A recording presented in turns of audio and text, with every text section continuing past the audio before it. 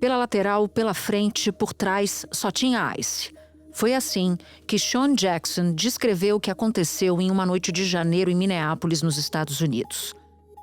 Em um impressionante relato publicado no jornal The New York Times, ele contou que voltava para casa com a família após um jogo de basquete com um dos filhos.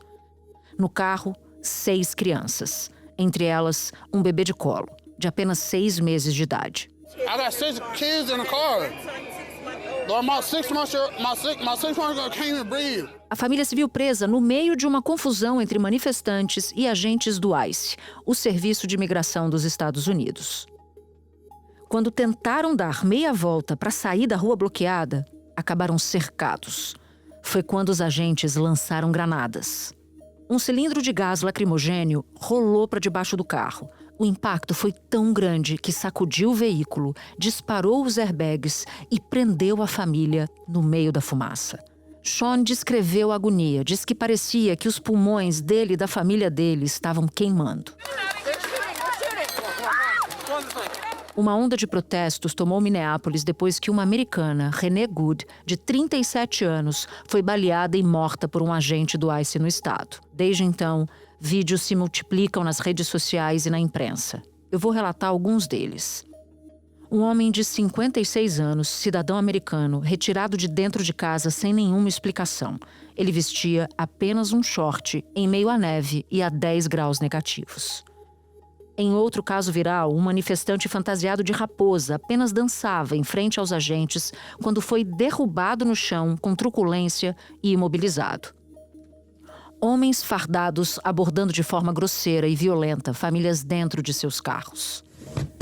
This is your warning. For what? Stop fucking following us. You are impeding operations. This is the United States federal government. I live over here. I gotta get to my house. This is your warning. Gotta get to my house. Go home to your kids. Go to church. Go home to your kids. This is your last warning. I serve the Lord. Will arrest you. So this is what the people are trying to protect. As pessoas estão tentando proteger, são patriotas. Tudo que o ICE quer fazer é tirar essas pessoas do nosso país, levá-los para prisões e instituições mentais e outras coisas de onde vieram. Tudo criminosos e cidadãos estrangeiros ilegais. Muitos têm relações com chefes de gangues, são traficantes e também fora aqueles que saíram de instituições mentais. Pesquisas de opinião mostram que a população rejeita a escalada de violência. Uma delas, publicada pela CBS no dia 18 de janeiro, diz o seguinte: mais de 50% dos americanos acreditam que o ICE está tornando as cidades menos seguras. E mais de 60% dizem que as ações são violentas e desaprovam a abordagem do governo. Até apoiadores de Trump estão questionando. O comediante e podcaster conservador Joe Rogan chegou a comparar o ICE à Gestapo, a polícia secreta oficial do nazismo. O estado de Minnesota e também o estado de Illinois processaram o governo Trump pelo aumento desproporcional das operações de imigração, que, segundo essa ação, é inconstitucional e ilegal. O governador Tim Walz disse que armar o sistema de justiça e ameaçar oponentes políticos é uma tática perigosa e autoritária. O prefeito Jacob Frey também condenou a investigação, que chamou de uma clara tentativa de intimidação, por defender Minneapolis e os moradores contra o caos provocado pela administração Trump. Da redação do G1, eu sou Natuzaneri e o assunto hoje é ICE, o braço repressor da política imigratória de Trump. Neste episódio, eu converso com Pedro de Abreu Gomes dos Santos, professor de Ciência Política do College of St. Benedict e da St. John's University, no Minnesota. E com Gabriele Oliveira, professora de Educação e Imigração na Universidade de Harvard. Ela é autora do podcast Uma Estrangeira e fala comigo direto de Boston. Quarta-feira, 21 de janeiro. Pedro, você teve uma situação, um encontro com agentes do ICE. Como é que foi? Eu faço parte de um desses grupos de resposta rápida, né? E assim, uma das coisas que nós estamos fazendo, pelo menos como eu estou fazendo, eu estou lá para observar. Eu quero observar e ter certeza que eles estão seguindo a lei. Tem várias coisas que o governo federal, os agentes federais não podem fazer, como, por exemplo, entrar na sua propriedade sem ter um mandado de busca e apreensão, né? Então eu cheguei, né, nesse lugar que é uma vizinhança que é uma vizinhança com maioria latina, e nós estávamos lá 2 ou 3 pessoas de carros diferentes olhando as entradas, e nós vimos que chegaram 7 carros, dava para ver que era o pessoal da imigração. Então quando eu descobri onde eles estavam, eu parei meu carro, desliguei meu carro e fiquei observando. Eram 10 agentes, 9 a 10 agentes, e eles estavam batendo nas portas e checando as portas para tentar entrar nas casas das pessoas. Então, quando um deles passou do meu lado, eu perguntei: se você tem o mandato de prisão ou o mandato de busca e apreensão? A primeira pessoa que eu perguntei olhou para mim com muita raiva e perguntou: você tem os seus documentos? Você pode provar que você é cidadão americano? E aí eu falei: eu tenho, mas eu não preciso mostrar para você, porque a lei é essa. Se você é cidadão americano, você não precisa mostrar sua identidade para eles. Aí daqui a pouco um outro agente veio, que eu acho que é a pessoa que era o superior lá, e aí nós tivemos uma conversa muito mais calma, assim, calma porque estava ele na minha porta do meu carro e 6 agentes rodeando o meu carro, né? Então assim, calma para eles. Esse segundo agente, dava para ver que tinha um nível de profissionalismo muito maior. Que são agentes de imigração que estão fazendo o trabalho deles. São profissionais e são treinados para isso, né? Inclusive para descalar uma situação como essa, né? O primeiro agente que eu conversei, eu imagino que seja um desses mais novos que chegaram agora, que não tem treinamento. Vários exemplos de pessoas que não têm treinamento suficiente para interagir com o público, né? Então qualquer questionamento do que eles estão fazendo, chega automaticamente a violência, coerção e a tentativa de intimidar as pessoas, né? Eles ficam nervosos quando as pessoas começam a filmar, porque eles não podem mais fazer o que eles estavam fazendo, né? Que normalmente são coisas que são ilegais. Pedro, você mora e trabalha em Minnesota, que é um estado com baixa população de imigrantes, são menos de 9% da população de todo o estado. E ainda é menor a parcela de imigrantes sem documentação, cerca de 2%. Muito menos que existe, por exemplo, num estado de maioria trumpista ou governado por trumpista. Texas é um exemplo disso, Flórida é um outro exemplo, que são mais de 5% do total. Mesmo assim, o governo federal enviou mais de 2.000 agentes do ICE para Minnesota. Por que Minnesota virou alvo do governo? A resposta curta é política, né? É uma revanche contra os democratas do estado e da cidade de Minneapolis e St. Paul, né? Ele também não é muito fã do Tim Walz, que é o nosso governador, né, nesse momento. Foi o Tim Walz que foi o candidato a vice-presidente contra ele em novembro. Então ele foi muito crítico ao Trump e nós estamos vendo cada vez mais que o Trump tem uma questão muito da vingança, né? E existe um outro fator também que foi a questão do George Floyd, né, em 2020, que o Trump até hoje não gosta de como foi feita a reação da polícia e dos líderes do estado e da cidade também, né? O primeiro alvo dos protestos foi exatamente a delegacia de polícia de Minneapolis. E eles não pararam mais. A região virou um campo de guerra. O presidente americano Donald Trump falou sobre os protestos em Minneapolis. Ele disse que a Guarda Nacional foi liberada para atuar em Minneapolis para fazer o trabalho que, segundo Trump, o prefeito democrata não conseguiu fazer.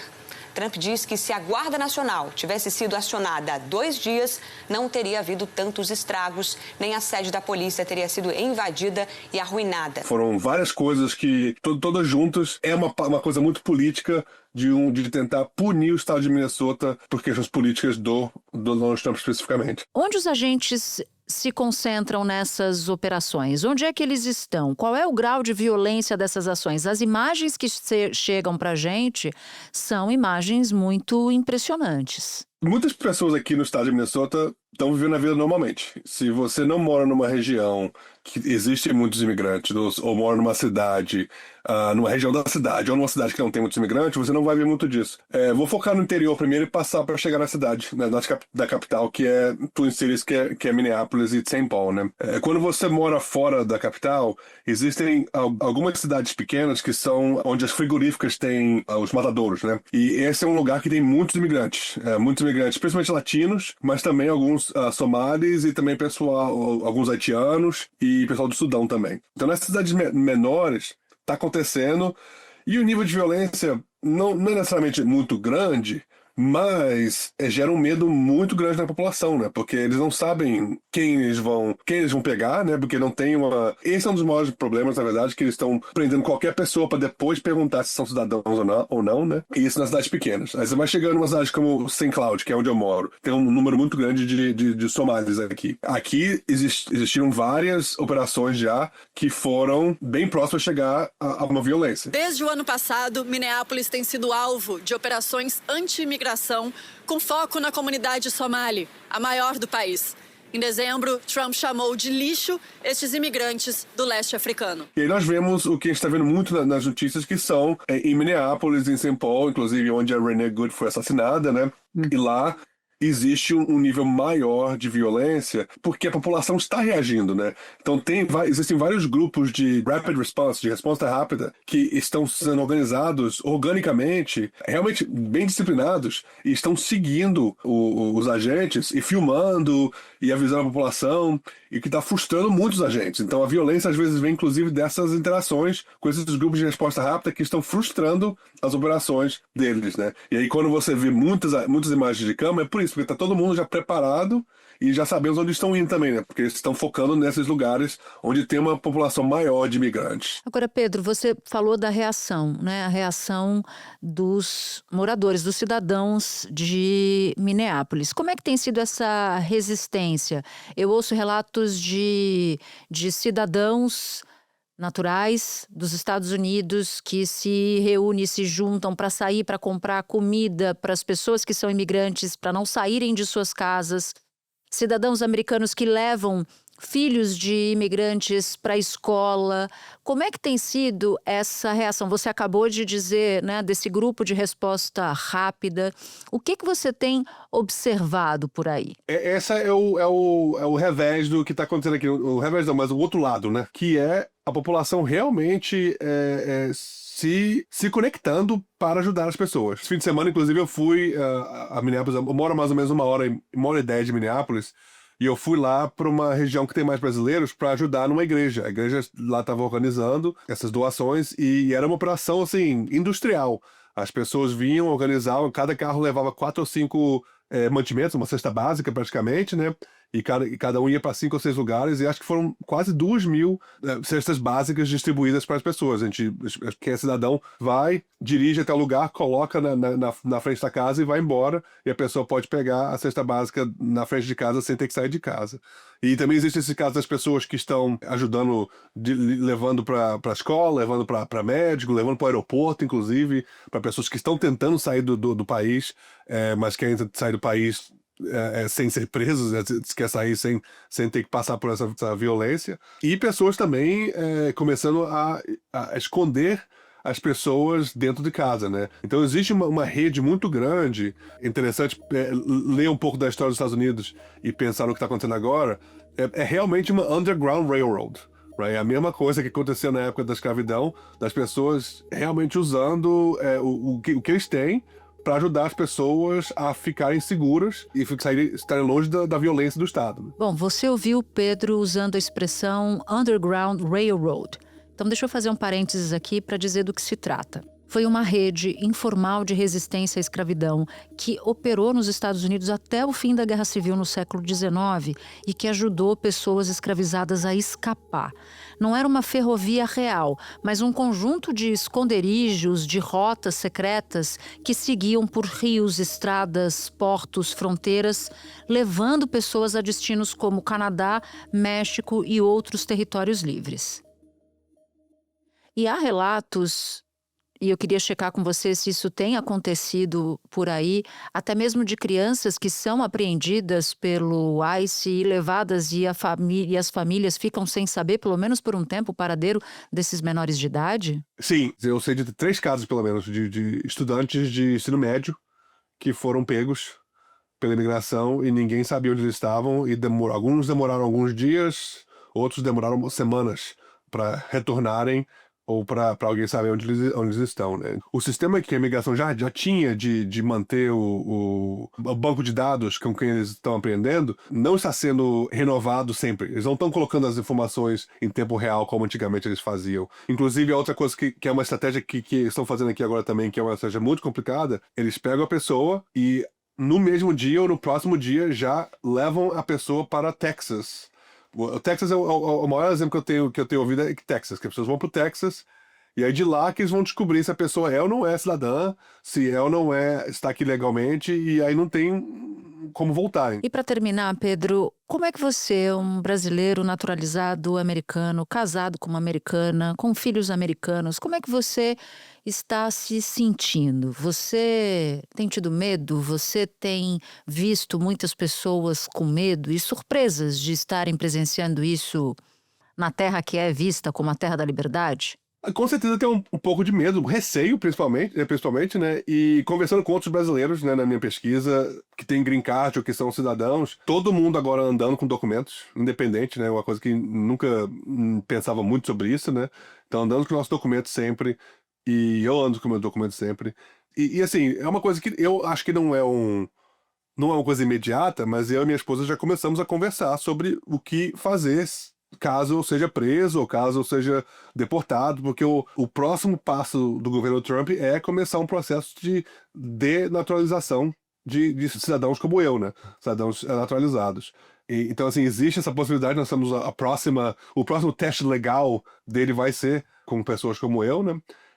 E eu já estou aqui participando desses eventos, então já fica um pouco mais na cara que talvez eu seja uma dessas pessoas. Então nós temos um planejamento caso eu seja deportado ou desnaturalizado, né? Então não é um medo imediato, mas é realmente uma coisa que eu nunca pensei em ter que planejar. Ter um fundo de emergência para viagem, deixar todos os documentos já preparados de uma forma diferente do que normalmente eu tinha.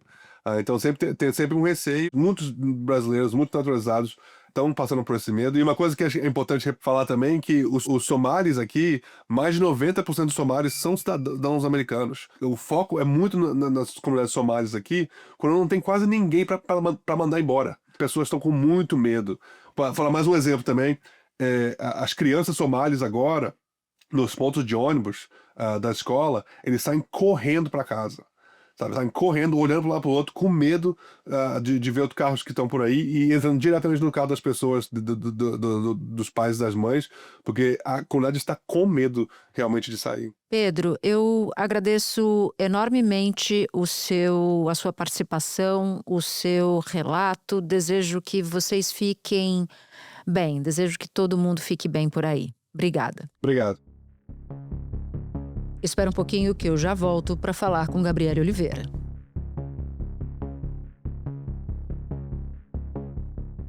Gabriele, eu falava agora há pouco com o Pedro, que nos contava sobre como o ICE age. Com você eu quero um olhar mais histórico e o processo político. Então vou começar te perguntando como o ICE surgiu e quando ele começou a ser expandido, quando a agência começou a ser expandida? Bom, o ICE foi fundado, né, oficialmente em 2003, junto com o Departamento de Segurança Nacional, que também foi um mandato junto com esses dois, né, que aconteceu. E o ICE era para compor 1/3 dos 3 mandatos principais, que tem a parte dos serviços imigratórios e naturalização, ou seja, o pessoal que faz todo o processo de visto de estudante, toda essa parte de naturalização de green card.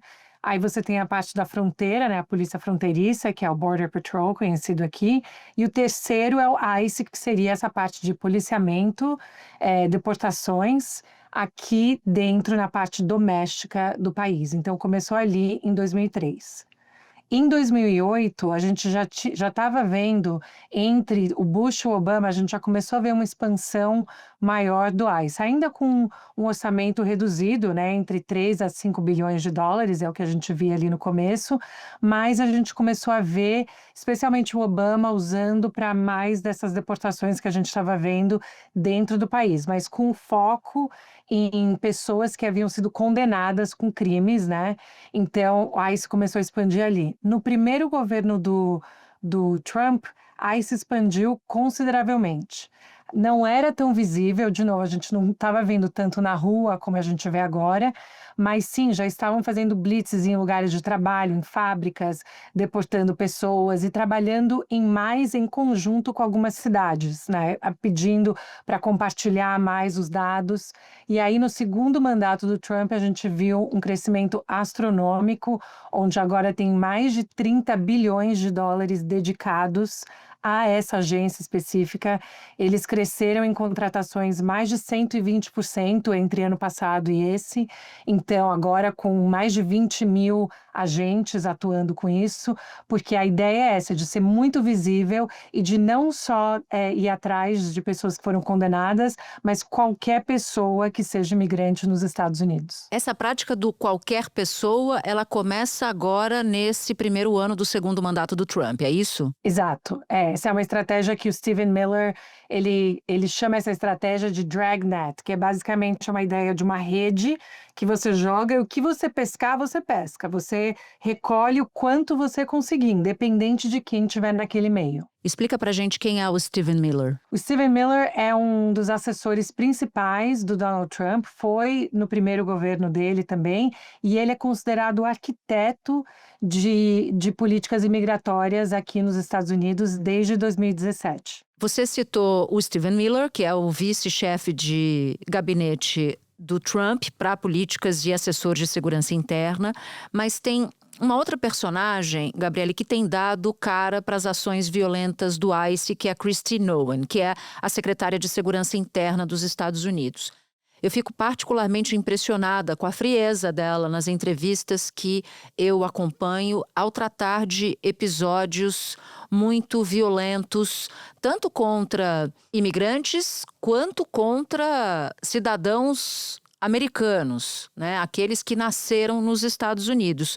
Conta um pouco pra gente da história dessa secretária, da Kristi Noem.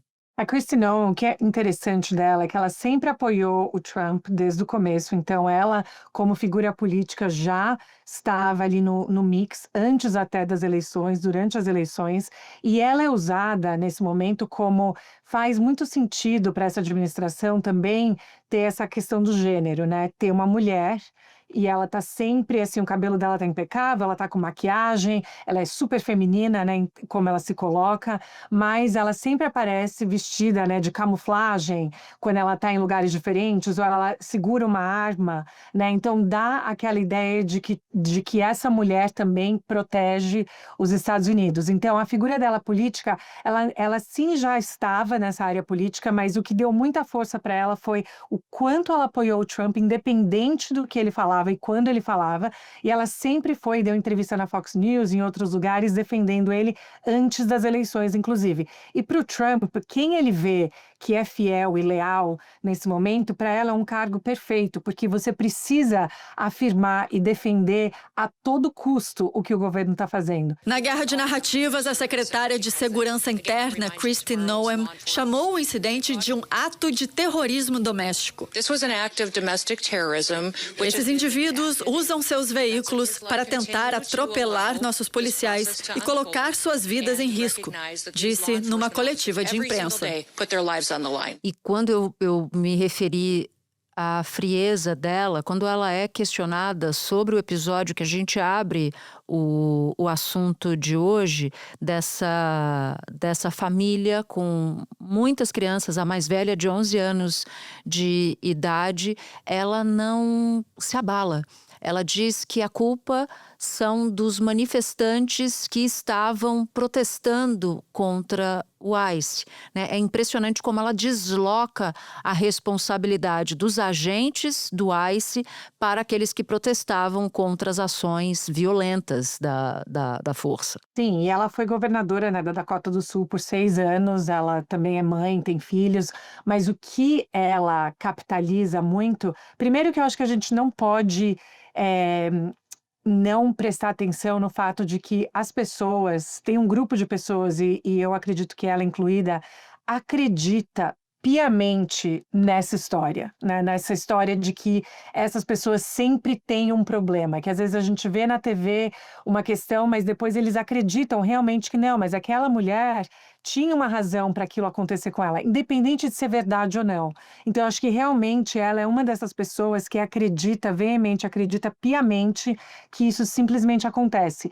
E ela, realmente, o jeito que ela opera como política é para poder ganhar mais oportunidade com o presidente. Então, ela não tem problema nenhum em colocar qualquer emoção, né, disso, do que aconteceu, pensar ela como mulher, como mãe, porque eu acho que as pessoas até podem olhar para ela e falar, nossa, como uma mulher pode ser tão fria, né? Porque eu acho que a gente pode ter essas ideias também associadas a gênero, mas no caso dela e de tantas outras, a ideia dela é oportunidade, crescer a confiança com o presidente, se tornar mais e mais importante, e que a carreira política dela, né, ela tem 50 e poucos anos, ela tem muito tempo ainda para exercer isso, e ela é uma das poucas mulheres ali no círculo, né, mais íntimo do presidente que tem esse poder todo. Então, ela não vai ter problema nenhum em se colocar dessa maneira fria e realmente acreditar que esses são inimigos do Estado. Bom, focando nessa expansão surpreendente do ICE nesse segundo mandato de Trump. Foram mais de 12 mil novos agentes nos últimos meses. É um crescimento muito impressionante. E me chama a atenção o tempo de redução da formação. Eu vi um vídeo recente de uma americana dizendo que fez parte do processo, ela não fez nenhuma preparação. Ela relata uma quase negligência de contratação em termos de, até mesmo de antecedentes e por aí vai. Esses agentes que se espalham agora nessas redes que você descreveu, como tem sido a formação deles, né? Porque para dar conta desse crescimento tão grande, e imagino que a formação fique também comprometida, porque a gente está falando de agentes que se espalham nas cidades, nos estados, mesmo sem autorização dos governos locais. E aí eu queria que você olhasse também para as consequências disso, né? Dessa falta de formação. Sim, o que é muito interessante de pensar é que a gente tem duas dinâmicas acontecendo ao mesmo tempo. Uma dinâmica é essa que você descreve, né, que você não precisa nem ter se formado, né, na universidade aqui, ter feito os 4 anos de graduação, não precisa, e as entrevistas estão indo muito mais rápidas e eles estão até oferecendo $50 mil de bônus na hora que você assinar o contrato e se tornar um agente do ICE, né? Então, uns incentivos gigantes para pessoas que estão vindo com pouca formação, que estão vindo de uma dificuldade econômica, que estão vindo também muito motivadas pelo dinheiro, né? Várias do que a gente vê. Então, você tem esse pedaço. O outro pedaço são pessoas que serviram em outras guerras, que são veteranos do Iraque, por exemplo, da guerra do Iraque, ou até do Afeganistão, e que têm essa perspectiva de ser um soldado americano, né? Então, assim, ter essa ideia de que eu posso fazer a mesma coisa que eu fazia em outro lugar, né? Em outro país, agora eu posso fazer aqui nos Estados Unidos com tudo que eu aprendi. Então, você vê essas duas dinâmicas que são muito perigosas juntas. Bom, e aparentemente eles têm imunidade federal, é isso, para atuar? Sim, imunidade federal, e não só essa imunidade federal, que a gente está vendo que é legal, mas também tem toda essa parte da narrativa, com o presidente, com os ministros, todos falando, a gente está aqui, a gente apoia esses grandes lutadores e defensores da liberdade americana que estão colocando os Estados Unidos em primeiro lugar. Donald Trump convocou a imprensa para uma entrevista coletiva. Trump disse que a Polícia Federal de Imigração removeu milhares de imigrantes no último ano. Ao citar o assassinato da americana Renee Good em Minneapolis há 2 semanas, Trump disse pela primeira vez que os agentes do ICE às vezes cometem erros. Foi uma mudança no discurso do presidente, que vinha dizendo que a polícia atirou na mulher em legítima defesa. Trump responsabilizou o ex-presidente Joe Biden pela crise migratória. Acusou o democrata de deixar milhares de estrangeiros criminosos entrarem nos Estados Unidos. Então, você vê que a narrativa, que a gente viu no começo da implementação dessa política em janeiro do ano passado, quando Trump assumiu o poder, ainda tinha muita crítica, até mesmo dentro do partido dele, as pessoas tentando entender o que era, o que estava acontecendo. Agora a gente está vendo pouca oposição da base dele. mais entendendo que isso sim é uma grande proteção dos americanos que devem ser protegidos. Mas vale lembrar que centenas de americanos, cidadãos americanos, já foram presos e foram detidos por dias até conseguirem provar que sim, que a pessoa é um cidadão ou uma cidadã dos Estados Unidos. Agora, Gabriele, considerando a forma de agir e as mensagens, que paralelo é possível fazer entre o ICE e as polícias de regimes autoritários, né? Porque eu tenho visto nas reações e nos protestos pessoas chamando os agentes do ICE de fascistas. Aqui no Brasil já vi analistas chamando de milícias. Como é que a gente, à luz da história, consegue definir a atuação do ICE nos termos atuais? Esse é um ótimo ponto e eu acho que a gente vai continuar, né, vendo o que acontece esse ano, mas até o que a gente está vendo agora é esse grupo específico do ICE, a experiência que eles estão tendo no crescimento de poder e dinheiro é tão rápida e tão grande que realmente eles estão agindo como se não existisse cortes e juízes, porque tudo que eles fazem, até podem protestar, até grupos podem processá-los, os juízes normalmente acabam do lado dos agentes do ICE. Então, o status desses agentes está crescendo muito, né? Então isso está ficando algo desejado por uma grande parte da população. Mas o que eles estão fazendo, né? Essa ideia de atirar antes de perguntar, ou não ter, de pensar na crueldade como estratégia. Até a gente viu alguns vídeos deles andando juntos com cores e com casacos e com esses artefatos, né? Que nos fazem pensar em outro momento da história. Então, eu não acho que essa história inteira, porque a agência é muito maior do que o que a gente vê, né, na TV, no que está acontecendo, e tem gente que trabalha lá há muito mais tempo e são funcionários de carreira, mas eu acho que existe sim um grupo, com a permissão do presidente e do Stephen Miller, que estão tentando chegar realmente até o limite de onde isso pode acontecer.